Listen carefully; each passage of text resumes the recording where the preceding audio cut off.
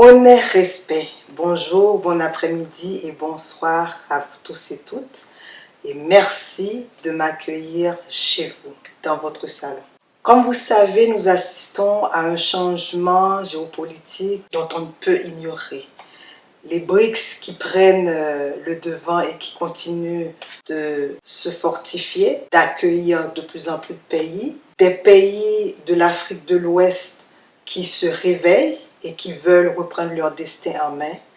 Des citoyens, des citoyennes qui se sentent obligés et qui se sentent attirés par le besoin de se lever pour le bien-être, la dignité de leur peuple. Et c'est comme ça, et ça a toujours été ainsi, mais avec tous ces changements de géopolitique, on ne peut ignorer cette marche où les peuples noirs, entre autres, les peuples démoralisés, démunis, appauvris, se disent que c'est le temps de se réveiller enfin. Pour ce faire, on va en discuter un peu et on va aussi camper le personnage d'un invité extraordinaire. Et c'est avec un grand plaisir que nous l'accueillons dans ce studio et nous souhaitons que nous allons passer une excellente heure de conversation, de discussion sur son cheminement personnel et surtout sur sa perception de tout ce changement que nous vivons actuellement. Alors, bonne écoute.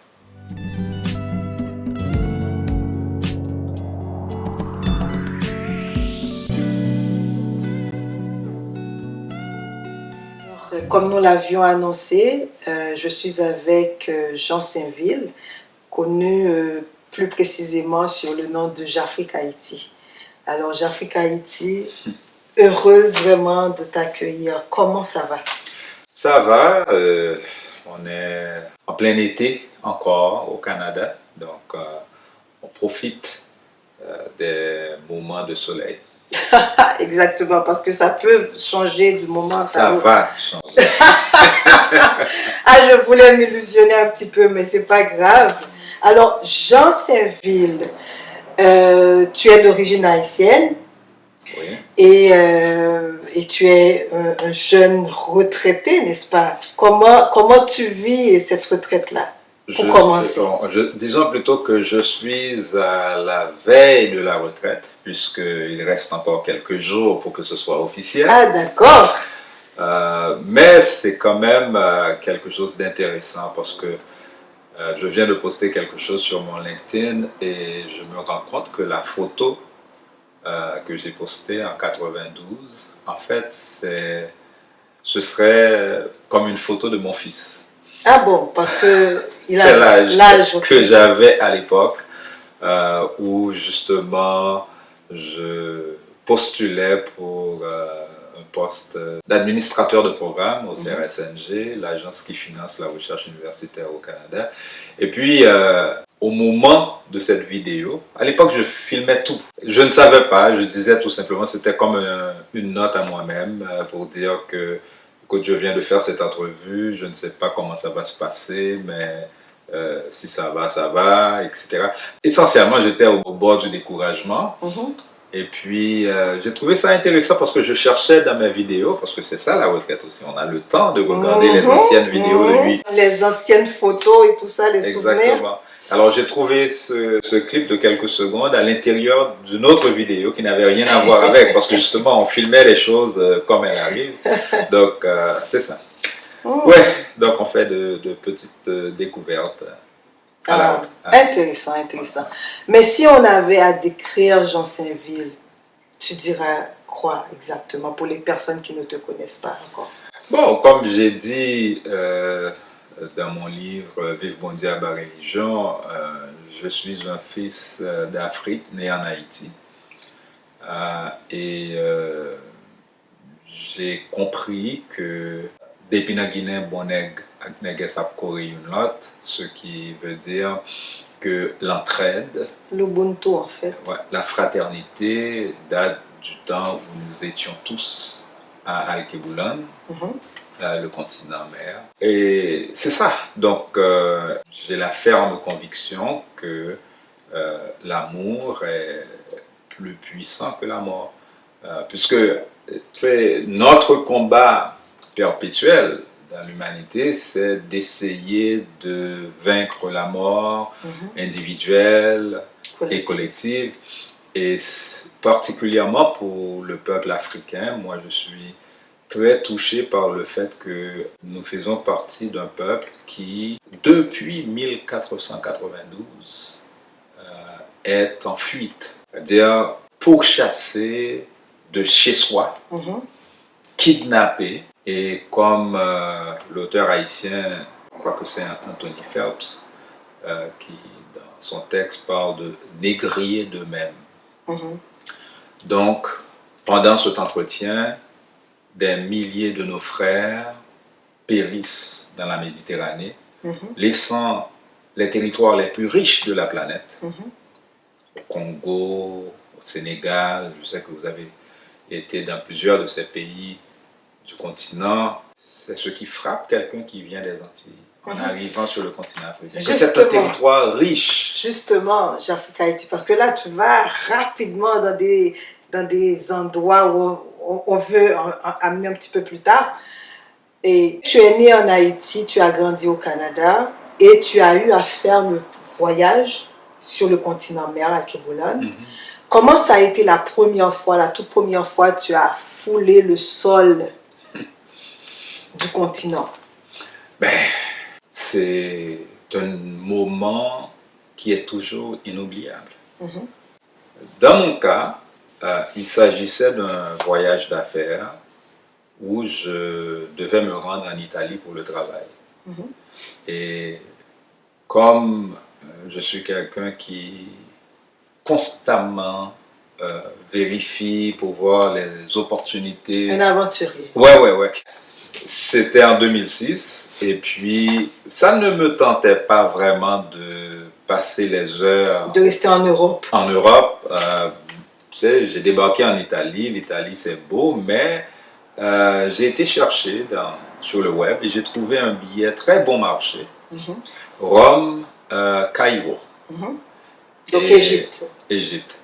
Donc j'ai pris un forfait de, je crois que c'était 3 jours à la fin de mon voyage d'affaires. Et là, j'ai été à Caïro et visité les pyramides et tout ça. Et c'était extraordinaire parce que les pyramides d'Égypte et tout ça, c'est hallucinant, on regarde ça, mais on a l'impression d'être petit. Ce qui m'avait le plus impressionné, c'était la capacité organisationnelle des Égyptiens pour accueillir quelqu'un qui dit « Ok, je n'ai pas beaucoup d'heures, je suis ici pour 2 jours. » Et le type, il arrive, je suis descendu à un hôtel machin là, comme... Un hôtel d'aventure. Ouais, avant même les Airbnb et tout ça là, ok? C'est un hôtel quoi. Oui.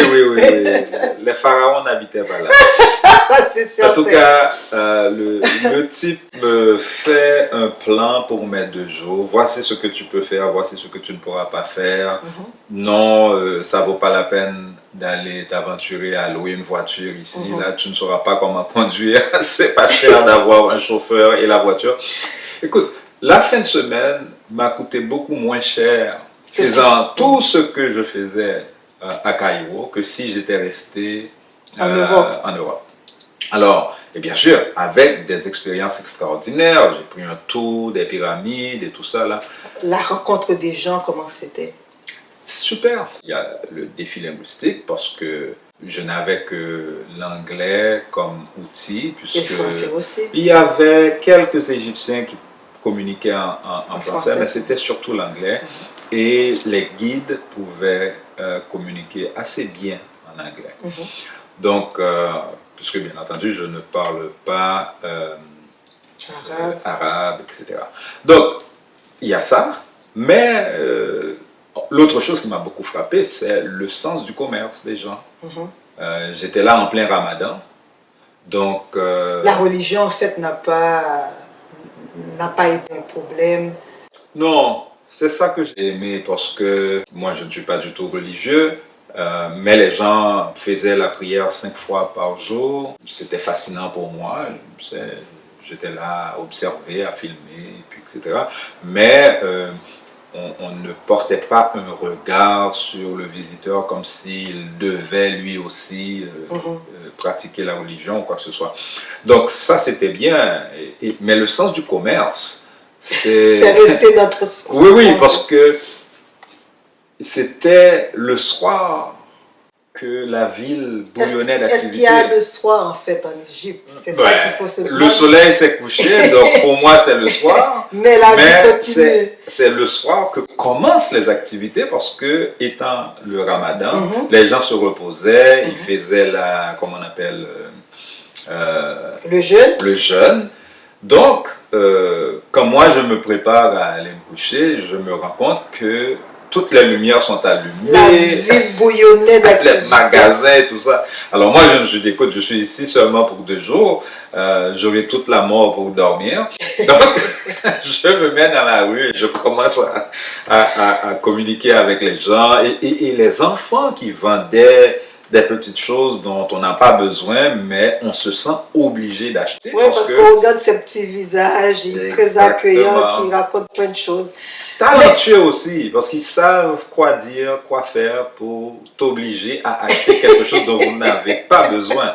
Moi, j'ai été impressionné par cela. Non, ça se voit, ça se voit. Mais maintenant, tu es reparti à mettre prix sur le continent.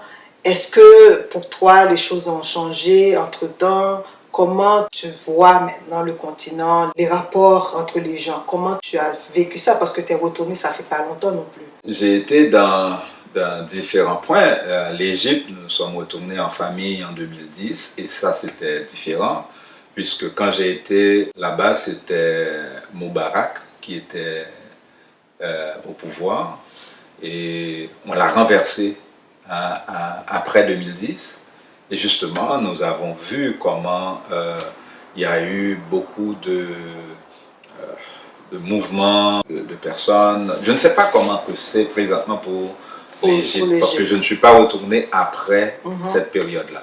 Par contre, nous avons été à l'ouest, au Nigeria, au Bénin, et ça, de vivre cette expérience en famille, c'était encore extraordinaire. Parce que ce qui me reste à l'esprit, c'est que dans la réalité, à part une tante qui avait laissé Haïti dans les années 60 pour aller vivre avec son mari au Congo, je ne connais personne de ma famille qui a fait le voyage.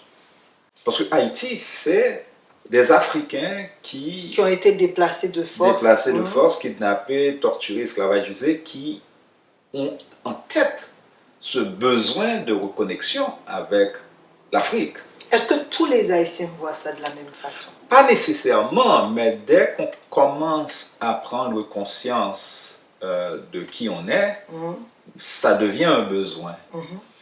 Mais aussi au niveau collectif, peut-être pas individuellement, mais même dans les expressions que nous avons en Haïti. Par exemple, quand je dis d'Épinal-Guinée, quand en créole, on dit Guinée, mais Guinée, pour nous, c'est le continent. C'est tout le continent, exactement. Okay? C'est pas que la Guinée. Non, c'est pas le pays, c'est pas un pays qui s'appelle Guinée. Pour nous, la Guinée, c'est le continent. Donc, on a des expressions dans notre parler, mais ces gens-là, c'est des gens qui n'ont jamais été en Afrique, qui n'iront pas en Afrique, qui n'ont pas de plan ou n'ont pas de connexion nécessairement. Ou n'ont pas l'économie. Et voilà. C'est essentiellement ça, c'est que nos populations sont dans un état de déprivation tel, et je dis généralement dans les Caraïbes ou dans les Amériques, c'est-à-dire les Africains déportés d'Afrique, que très peu d'entre nous avons fait le voyage vers la terre-mère.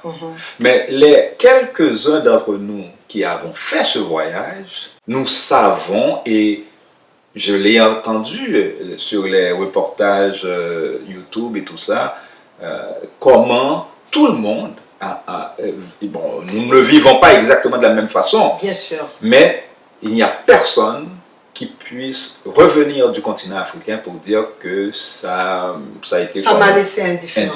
Non. C'est pour dire que je crois qu'il y a encore beaucoup à faire pour s'assurer que un plus grand nombre d'Africains déportés puissent avoir cette expérience de reconnecter avec soi avec sa famille. Parce que moi, je le dis toujours que quand j'entends des gens parler que ce que nous avons en commun, c'est une question de couleur de peau, c'est pas que ça. C'est ridicule. C'est pas que ça. Mais nous le savons très bien, c'est l'ADN. Nous sommes, quand nous disons frères et sœurs, ce n'est pas une expression, c'est une réalité. Les bateaux négriers qui partaient du continent déposaient différents membres d'une même famille sur des territoires différents. On prenait une famille de 5 enfants, on vendait le père à un marchand espagnol, la mère au Portugais, et puis on lotait les 2 enfants plus âgés avec 5 chevaux, on le vendait à un marchand américain. Vous voyez, donc, c'est-à-dire que notre ADN est éparpillé. Exactement. C'est 7 personnes qui sont d'une même famille vont se retrouver avec des noms de famille comme Fernandez, un autre groupe avec Saint-Ville. Lord. Exactement, mais c'est les mêmes personnes.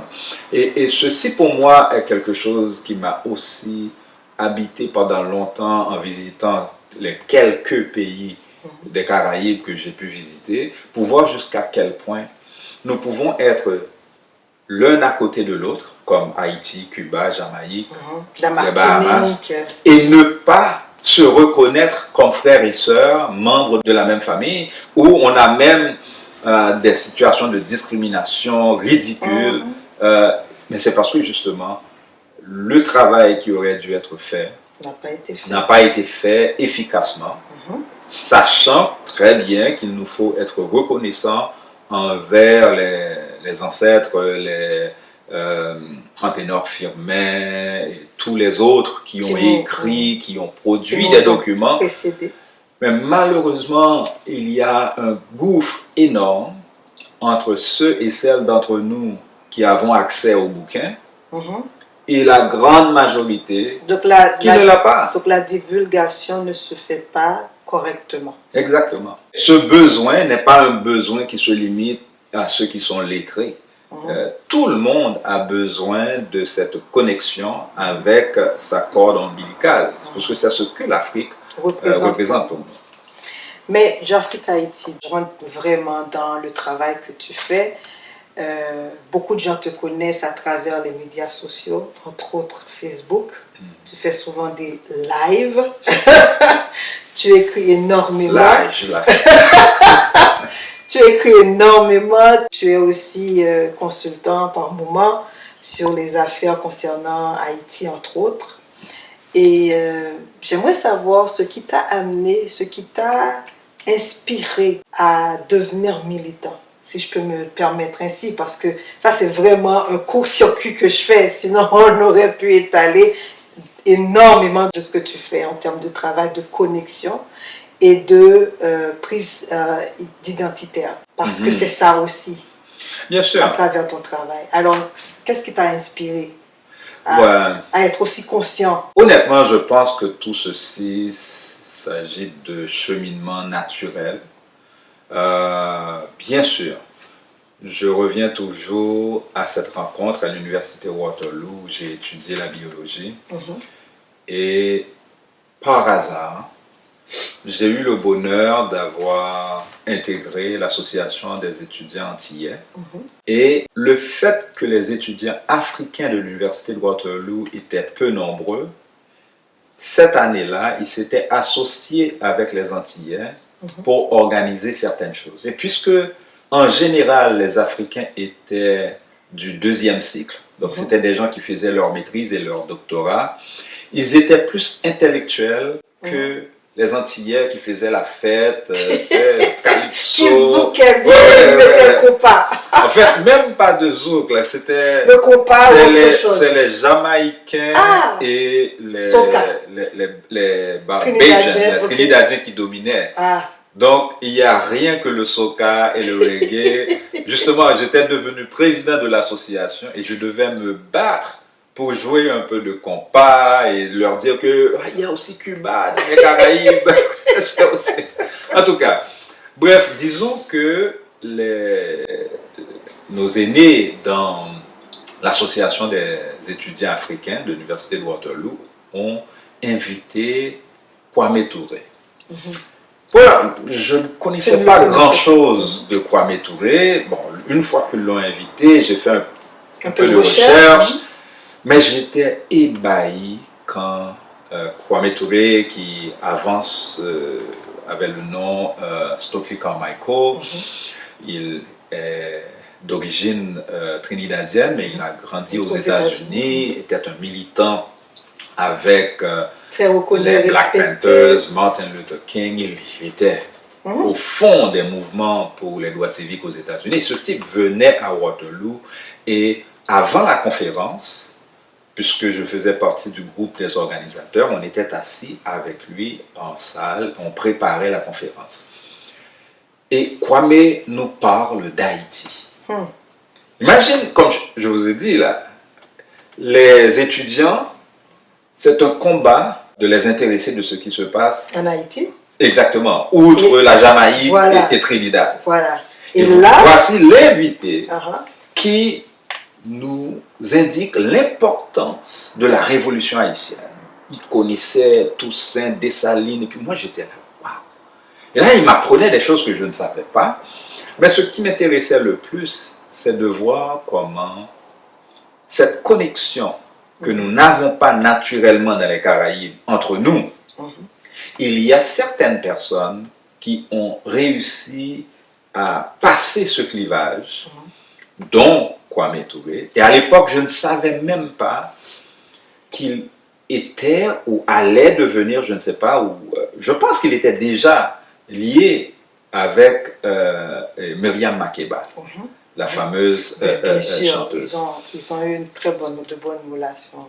Exact. Et je ne savais pas qu'ils militaient ensemble parce qu'on connaissait Myriam Makeba comme chanteuse, mais très peu de gens savaient il y a aussi son travail militantiste. Voilà, l'âge, c'est les générations aussi, donc il y avait cette disparité-là. Mais cette rencontre m'a beaucoup affecté et ce n'est que des années après que j'ai pris connaissance de l'impact de cette rencontre. Donc c'était l'élément déclencheur d'abord à ce que tu t'appropries de ta propre culture, que tu comprennes ce qu'Haïti représente dans le monde noir à travers...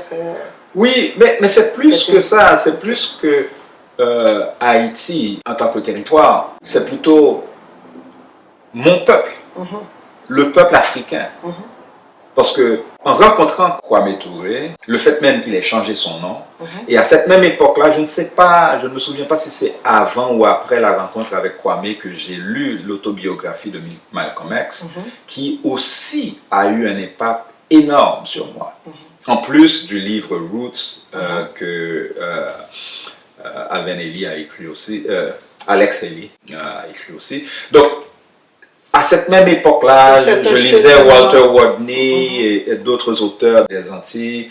Et là, ce cheminement, donc, est premièrement un cheminement intellectuel. On est à l'université, on apprend, on côtoie les Africains du continent. Il y a les chocs d'idées aussi. Exactement. J'avais deux très bons amis arrivés de l'Éthiopie qui m'enseignaient ce qui se passait chez eux, etc. Donc, l'université, pour moi, est un espace de découverte. Et je dois dire, c'est à cette même époque-là que se tramaient les mouvements de la lutte anti-apartheid aux États-Unis. Donc, j'écoutais énormément de Stevie Wonder, des gens qui étaient dans le mouvement militantiste, en écoutant des gens comme Stevie et Paul Simon. Madame Makeba et plein d'autres. Exactement. Donc, c'est ça qui a été pour moi un élément déclencheur. Et à cause de la lutte contre l'apartheid en Afrique du Sud, que je suivais à travers les événements qui se passaient dans les années 89-90. Et là, les témoins de Jéhovah venaient, sur le campus. Donc ils venaient vous visiter, vous amener les livres, Exactement. Tour de Babel et tout ça. Voilà, donc il y a un lien entre la religion et le militantisme qui commençait à se créer à cette époque-là dans ma pensée. Et je me rappelle que j'étais toujours intéressé par les témoins de Jéhovah parce que contrairement au reste de ce qu'on appelle le protestantisme que j'ai connu en Haïti, les témoins de Jéhovah donnaient l'impression qu'ils sont curieux, qu'ils sont ouverts d'esprit et intéressés à la discussion. Et puisque justement, ils font des discussions. Bien sûr, après, je vais comprendre très bien que ce sont des discussions bien ciblées où les questions et les réponses sont déjà bien préétablies. Par contre, là où il allait y avoir ce lien, c'est que à un certain moment, en 89 ou 90, les témoins de Jéhovah viennent me visiter. Je me rappelle de cette journée, c'était un plus âgé et un plus jeune, 2 hommes blancs. Et je leur ai demandé, mais je suis bien d'accord que vous venez étudier avec moi, mais il y a une manifestation contre l'apartheid la semaine prochaine. Est-ce que moi je peux vous inviter et que vous allez répondre aussi positivement à mon invitation? Eux, ils m'ont dit non, mais nous, notre royaume, c'est le royaume des cieux, etc. Bon, et bien voilà, moi, c'est ça mon problème. Je ne peux gaspiller mon temps à discuter avec vous de choses des cieux, alors que mon peuple se fait massacrer. Et là, c'est tangible. C'est tangible, voilà. Et vous n'êtes pas intéressé à cela. Donc pourquoi est-ce que moi, je dois être intéressé à vos histoires de bouquins, etc. Donc, ça a commencé comme ça. Et donc la rébellion a commencé à te travailler l'esprit. Ah bon, la rébellion, c'est un peu... c'est plutôt que ça, parce que, comme tu sais, mon père fut prêtre de l'église épiscopale. Anglican. Ouais, bon, ce qu'ils appellent l'anglican ici en anglais, mais c'est épiscopal, c'est plutôt les anciens anglicans qui ont créé cette religion aux États-Unis. Mais pour Haïti, c'était des Américains noirs qui sont rentrés en Haïti, fuyant la persécution des Blancs aux États-Unis, et ils ont créé l'église épiscopale d'Haïti. Donc mon père a grandi dans cette affaire, mon grand-père aussi. Moi aussi, bien sûr. Donc tu es fils de pasteur. J'étais enfant de chœur. Chériféraire, tu sais, avec la petite cloche qu'on sonne et tout ça. Mais dès ce temps-là, je commençais à poser des questions, à exiger que les réponses à l'école du dimanche ne soient pas la réponse déjà dans le livre, qu'on puisse aller un peu plus loin, qu'on me dise où est-ce que le frère de Caïn, Abel, il prit femme, mais il prit femme d'où? Ils étaient 2 hommes, 2 garçons. Donc ces questions-là qui... Tu avais des questions. Oui, beaucoup de questions. J'avais des questions et je me suis rendu compte que les gens qui prétendaient tout savoir n'avaient pas de réponse. Et bien sûr, c'est l'âge comme teenager où on questionne tout. Et... Adolescent, on veut tout comprendre. Exactement. Mais Jean Saint-Ville, quand tu regardes ce qui se passe en Haïti actuellement et ce qui se passe sur le continent Al-Kiboulan, quel lien direct arrives-tu à faire et quelle perception que tu as par rapport à la lutte de ce peuple-là qui ne cesse de continuer? C'est sempiternel, on a l'impression que ça finira jamais. Comment tu vois ça? Comment tu vis ça? Comment tu perçois les causes, les conséquences et y a-t-il espoir? Oh, définitivement. Écoutez, cette lutte constante qu'a menée nos aïeux, que ce soit sur le continent africain, en Haïti, au Brésil, partout. Parce que lorsque nous autres Haïtiens, nous parlons de la révolution haïtienne, souvent nous oublions qu'il y a eu des révoltes partout. Sur le continent, pendant la captivité, il y a eu résistance. Donc notre histoire est une histoire de résistance à l'envahisseur.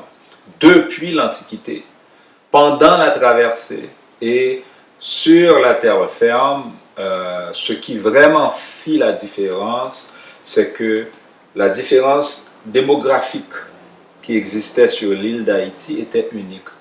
À savoir 450 000 Africains, dont certains étaient nés sur la colonie, mais un grand nombre, c'était des gens qui avaient connu la liberté, qui étaient fraîchement arrivés sur l'île. Et puis, 20 000 Blancs, une classe intermédiaire qui pouvait être aussi propriétaire d'esclaves. Donc, à peu près un autre 20 ou 30 000.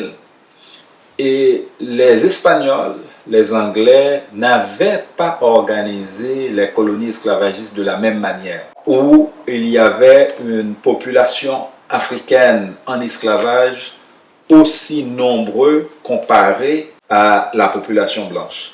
Donc c'est ce qui explique que les révoltes qu'on a eues au Brésil, au Suriname, partout en Amérique latine, n'ont pas nécessairement amené à la même victoire que nous avons. En disant ceci, je n'enlève rien de l'intelligence, la bravoure des femmes et des hommes qui ont organisé, parce qu'il ne s'agissait pas seulement de révolte, il s'agissait d'une révolution, c'est-à-dire des gens qui ont stratégiquement combattu les Européens, s'informant des moments où il y avait des conflits entre les Français, les Anglais, les Espagnols qui étaient tous en compétition pour voler, c'est ça, pour voler l'île, et par moments ils occupaient différents espaces de l'île. Donc, c'est les stratèges comme Boukman, Macandal, Sanit Belair, Dessalines, Toussaint Louverture, ils ont un mérite extraordinaire.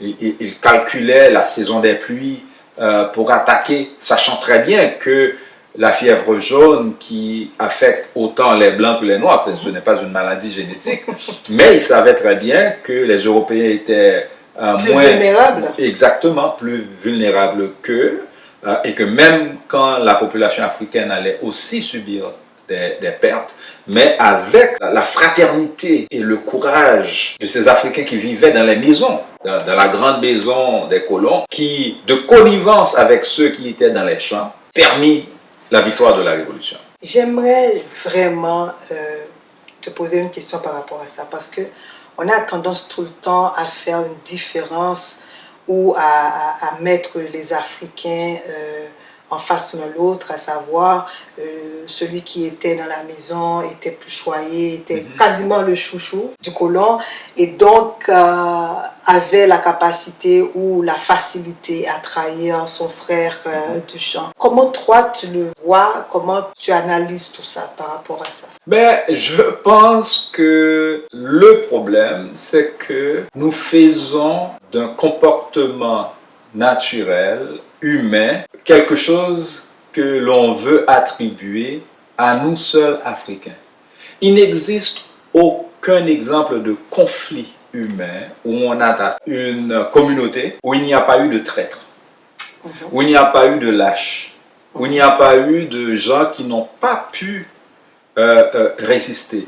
La différence réside dans la façon dont nous racontons notre histoire et la colonisation, justement, n'ayant pas été seulement physique, ayant été mentale, psychologique, et il y a eu une guerre psychologique, et donc ils ont falsifié l'histoire. Justement, toutes ces histoires de résistance. Ce n'est que récemment que j'ai appris l'histoire de Cassilda, qui était parti du Mali et a mené une bataille en Amérique latine. De Kébinda, Haïti. De Kébinda ou d'autres, partout en Amérique latine. Je parlais du Brésil, mais l'haïtien qui... Je dis l'haïtien, mais en fait... Il est devenu haïtien. Justement, un Africain qui était réduit en esclavage sur l'île d'Haïti, parti avec un nombre imposant d'Africains, apparemment ils étaient à peu près une centaine, laissèrent Haïti pour se rendre à Honduras, sur l'île de Roatan. Ensuite, c'est eux qui ont fondé la ville de Livingstone au Guatemala. Mais ce n'est que récemment que... C'est ça, il y a eu une femme importante aussi qui s'est battue, qui semble-t-il était la leader de ce groupe-là. Absolument, absolument. Donc, c'est dire que les résistances, c'était ça la norme. Les trahisons, c'est l'exception. Tout comme si vous allez raconter l'histoire de France, vous n'allez pas vous éterniser à parler du général Pétain qui avait trahi avec Hitler, etc. Mais ça, c'est un phénomène, mais ce n'est pas l'histoire. Alors, comment explique-t-on cette obsession de toujours dire que l'Africain a trahi, l'Africain était méchant, il a vendu ses frères? C'est quoi cette obsession-là? Comment peut-on arriver à une guérison Parce que certaines personnes disent, si on ne parle pas de cela, c'est parce qu'on veut occulter, c'est parce qu'on veut faire semblant. Mais en même temps, cette obsession de toujours dire c'est notre faute. Comment Mais tu c'est l'expliques, là que je reviens à quelque chose que, en fait, tu m'as inspiré. Parce qu'on n'a pas parlé de tout cela aussi, parce qu'on parlait des inspirations, j'ai parlé de l'université, etc.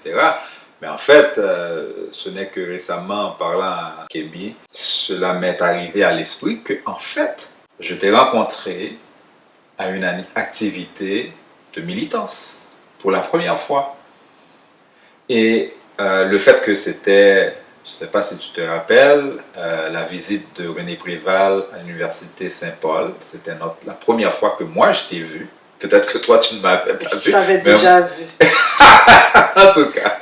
Non, alors pour dire que pour moi c'est remembrer, ok, qui devrait nous aider à sortir de cette obsession dont tu parlais. Toi tu as lancé le concept de remembrer. Quand moi je l'ai épousé comme concept, ce que je cherche là-dedans, cette obsession nous est rentrée par la tête par la religion. Okay? C'est-à-dire l'Africain, qu'il soit musulman ou chrétien ou juif, et même celui qui est non-croyant dans tout ça, il a grandi avec des images de héros blancs. Et là, je ne parle pas de héros naturels comme les généraux, etc., qui sont partout dans les statues. Je parle, quand on dit le Dieu d'Abraham, d'Isaac et de Jacob. Cette phrase-là que vous pouvez entendre, qu'on répète à tue-tête et de façon... dans une communauté d'Africains, soit à Ouagadougou, à Port-au-Prince, n'importe quel dimanche, ce n'est pas une phrase anodine ou innocente. Parce que en disant cela, que je me réfère, je me prosterne devant le Dieu d'Abraham, Isaac et de Jacob, je viens de citer 3 ancêtres qui n'ont rien à voir avec ma lignée en tant qu'Africain. Alors, ce que je veux dire par là, quand moi j'ai pensé à remembrer, et c'est ce que j'avais proposé à la conférence en 2018 à Caracas, où on parlait de réparation, je disais que pour les réparations psychologiques, ce que nous ne devons absolument pas faire, c'est laisser la partie belle à la religion, c'est-à-dire le Vatican, l'entité légale qui s'appelle le Vatican, les églises protestantes qui ont falsifié l'histoire, ont falsifié le cerveau de millions d'Africains sur plusieurs générations, qui ont fait un transfert d'ancêtres. Parce que non seulement ils ont menti... Du coup, un transfert d'identité. Oui. Transfert d'identité, puisque l'Africain, en disant qu'il se prosterne devant le Dieu d'Abraham, Isaac et Jacob, ce qu'il est en train de dire, sans nécessairement le dire, c'est qu'il se prosterne devant le Dieu d'Abraham, Isaac, Jacob, Napoléon, George Bush, Emmanuel Macron, et il se prosterne devant Bill Clinton, parce que c'est une suite logique. C'est-à-dire, ceci... Du coup, nie aussi ses propres ancêtres.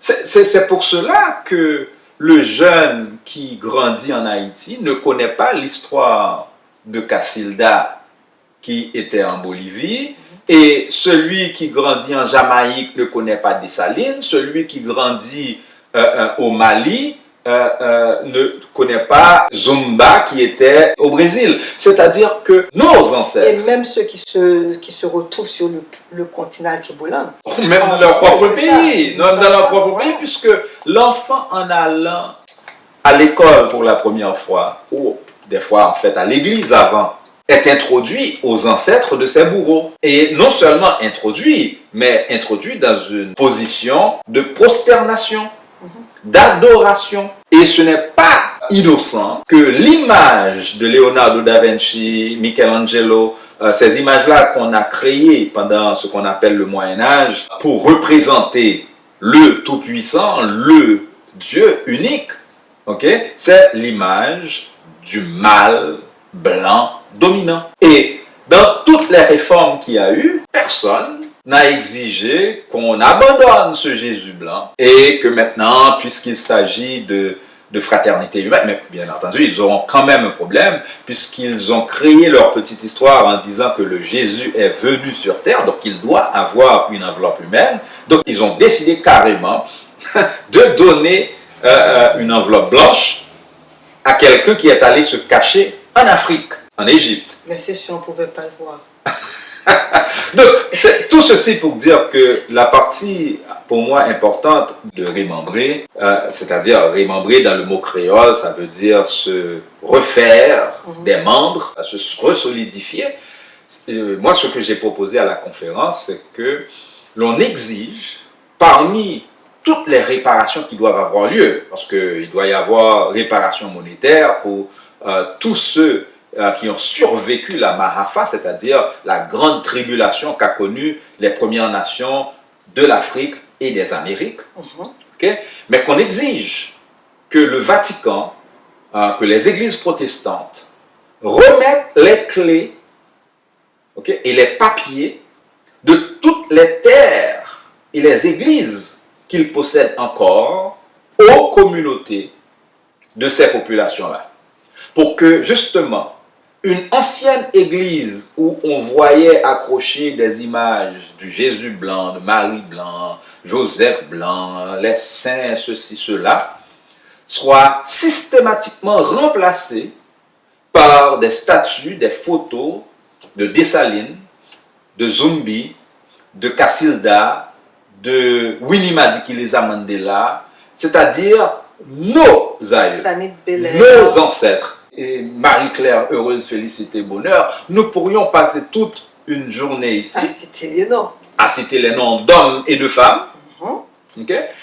Et moi, je crois que ceci est absolument essentiel. Parce que, imaginez un centre remembré où vous entrez, l'architecture même soit d'inspiration africaine, okay, que ce soit... Ou du terroir, en fait. Oui, oui, mais ce que je dis, c'est que ce soit à Ouagadougou ou aux Bahamas ou au Canada, dans les communautés africaines de ces pays-là et autochtones, que cela représente les héros et héroïnes de ces peuples. Et c'est important que tu aies mentionné les autochtones, parce qu'à cette conférence de Caracas, ce qui était intéressant, c'était de voir Nicolas Maduro, le président du Venezuela, actuel, exactement, épouser la cause des réparations et insister sur le fait, dans la déclaration qui eut lieu à la fin, qu'il s'agit des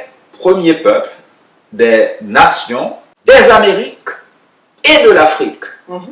Puisque, là encore, la division qu'on essaie de faire pour dire que, ah oui, mais il y avait des Premières Nations aux États-Unis qui avaient réduit des Africains en esclavage. Vous voyez, c'est le jeu qu'a joué le colon esclavagiste. À chaque fois qu'on lui reproche d'avoir organisé tout ce crime, lui, il essaie de dire, oui, oui, mais c'est quelque chose qui a toujours existé dans l'humanité. Les Africains ont esclavagisé des Africains. Voici les Premières Nations, les Algonquins, les ceci. Non, non, non, non, non. Tout comme lorsqu'on parle de violence, là, tu viens de m'amener cet élément-là. Lorsqu'on parle de violence, et tout de suite, on va entendre et des Noirs, surtout aux États-Unis, et des Blancs dire que, bon, écoutez, il y a la violence des Noirs envers les Noirs. Black on black. C'est comme automatiquement tout devrait être oublié parce que les Noirs aussi. Oui, oui. Comme si c'était quelque chose qu'ils ne pouvaient comprendre. Donc ils ne pouvaient comprendre la stupidité. Puisque nous avons affaire à des gens intelligents qui envoient des fusées sur la Lune, etc., etc. Et en plus, bon, il y en a d'entre eux qui disputent la véracité de l'histoire pour dire que ils peuvent traiter de sujets complexes. Pourtant, dès qu'il s'agit des réparations dues au peuple, la justice, en fait, qui sont encore appauvris, parce que nous ne parlons pas de quelque chose perdu dans le passé. C'est pour cela que je mentionnais qu'en faisant cet entretien, je suis conscient que nous avons des frères et des sœurs qui périssent dans la Méditerranée, qui périssent dans l'océan Atlantique, en particulier les Haïtiens, les Dominicains noirs, les Cubains noirs, etc. Parce que c'est impossible pour eux de vivre des vies normales. Non, imaginez que nos ancêtres, kidnappés sur le continent africain, amenés ici, périssaient dans ces mêmes mers. Presque pour les mêmes raisons, presque. C'est ça, traînés par les mêmes bourreaux. Okay? Et là maintenant, nous sommes ici en 2023. Là, nous parlons de la responsabilité de ceux qui sont dans la grande maison. Et c'est là que je parle de la source d'inspiration. Parce que avec le temps, j'ai commencé à réaliser que, comme nous l'avons vu dans le film 12 Years a Slave et dans d'autres, il y avait toujours ce tiraillement de l'Africain épargné des pires sévices. Parce que ceux qui étaient musiciens, par exemple, les violonistes, qui faisaient à manger, oui, ceux qui avaient une certaine proximité dans la maison. C'est ça. Et même le bourreau, okay, ils avaient des privilèges. Et ce que nous devons toujours rappeler, c'est que le seul principe de la colonie esclavagiste, basé sur la domination raciale, c'était que le blanc devait être épargné de l'esclavage. Toujours. Toute autre personne, c'est-à-dire ceux qui sont nés des viols du maître blanc sur l'africaine, ils pouvaient être réduits en esclavage. D'ailleurs, Thomas Jefferson, okay, président fondateur des États-Unis, qui était un pédophile, un violeur, okay, ayant violé la petite Sally Hemings, qui n'avait que 13 ans la première fois, il réduit en esclavage ses propres enfants. Donc, quand on essaie de nous dire que les Africains se vendaient entre eux et que les Autochtones aussi, il faut comprendre que le principe du Code noir, c'était que seul le blanc était épargné de l'esclavage. Mais c'est pour ça aussi que ça a perduré. Il fallait donner quelques avantages à certaines personnes pour justement garder le système. Mais maintenant, parce qu'il faut malheureusement terminer, mais j'aimerais te poser cette question. Est-ce que tu penses à un moment donné, on va pouvoir sortir de ce carcan, de ce marasme racial à un moment donné dans l'histoire de l'humanité?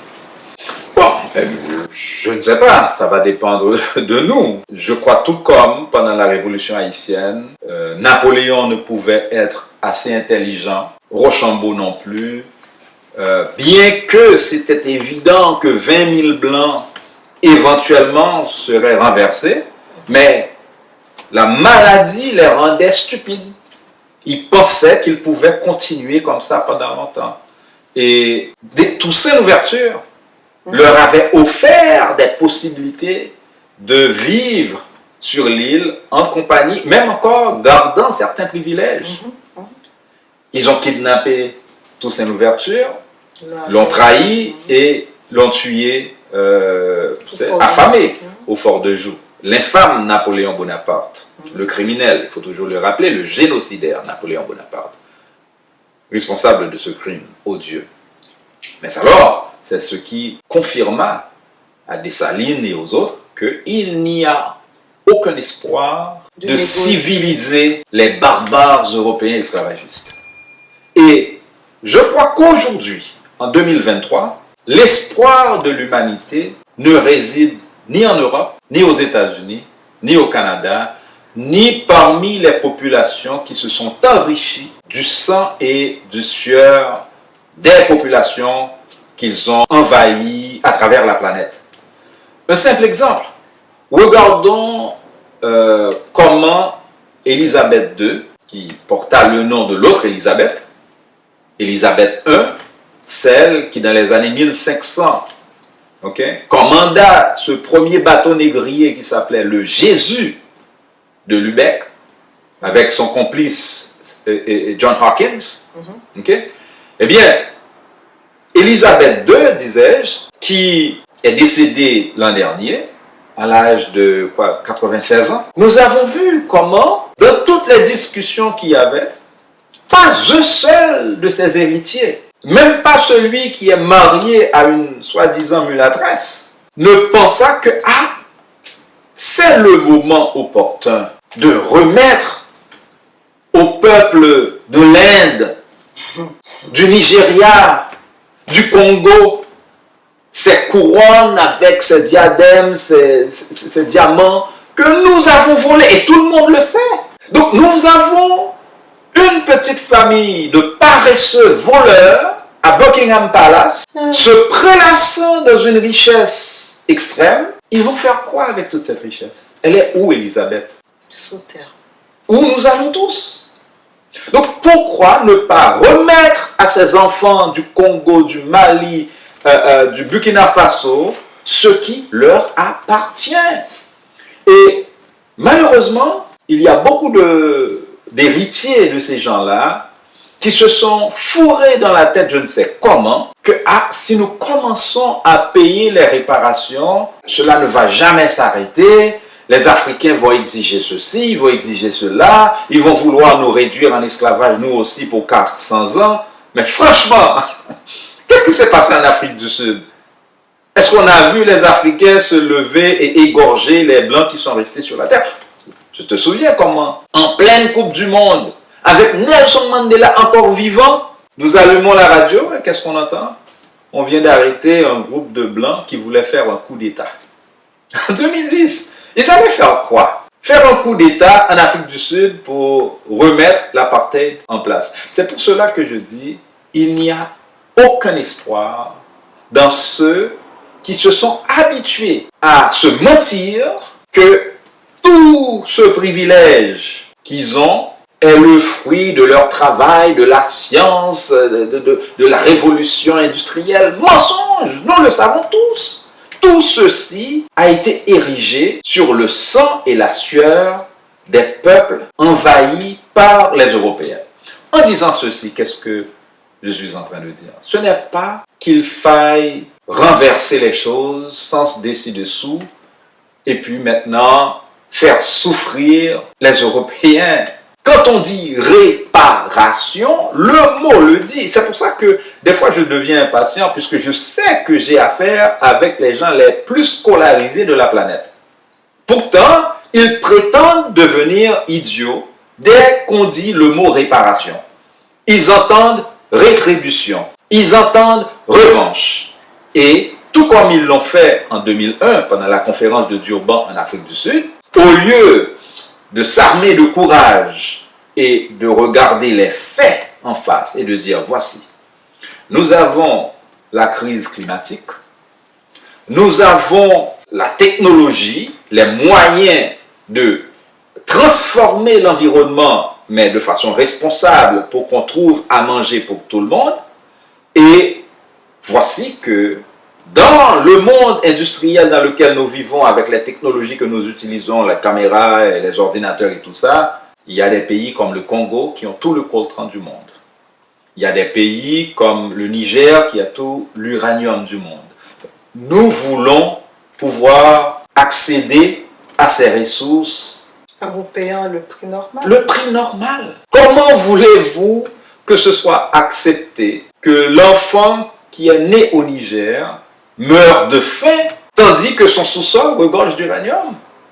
Donc, mais ceux qui abusent ne vont pas avoir la sagesse, tout comme leurs ancêtres n'avaient pas la sagesse en 1791. Donc, Alors, que faire? que faire? Les Manzé Choublac du monde, okay? Les Nathalie Young du monde, okay? Les Kémy Séba du monde vont faire ce qu'ils font pour essayer de trouver les espaces qu'il faut pour mettre au pouvoir au Mali, au Niger, au Burkina Faso, au Congo, en Haïti, des gens capables non seulement de protéger ces ressources, mais de négocier des relations normales avec les États-Unis, avec la France, avec l'Union européenne, avec les Chinois, avec tout le monde, pour que justement le cacao de la Côte d'Ivoire, tout comme ces jeunes scientifiques et ingénieurs que j'avais rencontrés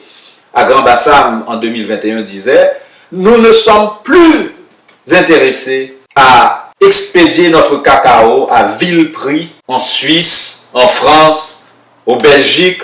Et puis, quand arrive le temps de, comment on appelle cette affaire-là, la fête de la Saint-Valentin, d'aller acheter du chocolat de Suisse, chocolat de Belgique. Oui, comme si les Africains ne pouvaient confectionner leur propre chocolat, etc., leur propre voiture, leur propre avion, pour que justement il y ait dans l'économie mondiale une répartition soit logique, équitable, basée sur les richesses de chaque région et les besoins aussi de chaque population. On aurait pu rester toute une journée à discuter sur l'Afrique et sa diaspora, mais malheureusement, les bonnes choses ont une fin. Oui, Manzé. Donc, pour conclure, cher monsieur Séville, tu nous laisserais sur quel mot, propos? Branchez-vous sur la chaîne Manzé Choublac. Branchez-vous sur Nathalie Yamb. Branchez-vous sur Kémy Seba. Branchez-vous sur vous-même. Parce que le leader que vous cherchez, c'est vous. Nous avons tous une responsabilité. Moi, en lisant la vie de Malcolm X, c'est la leçon que j'ai retenue, c'est-à-dire même quand à un moment dans ta vie, tu aurais été un bandit, un criminel et que tu n'avais pas de vision, de grande vision, etc. Mais ça ne signifie pas qu'à un certain moment, vous ne pouvez prendre conscience que ta vie ne t'appartient pas. Tu es la continuité de Winnie Madikizela Mandela qui n'est plus avec nous parce qu'elle a fait son travail et il y a une partie qui est à toi. C'est ta responsabilité.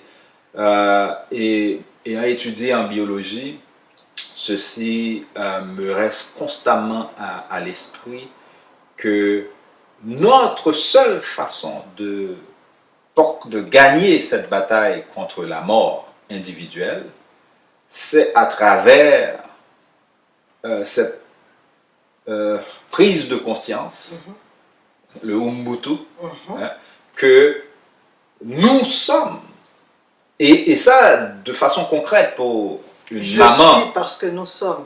Pour une mère, c'est tellement évident que la personne qui est sortie de vos entrailles, c'est aussi toi.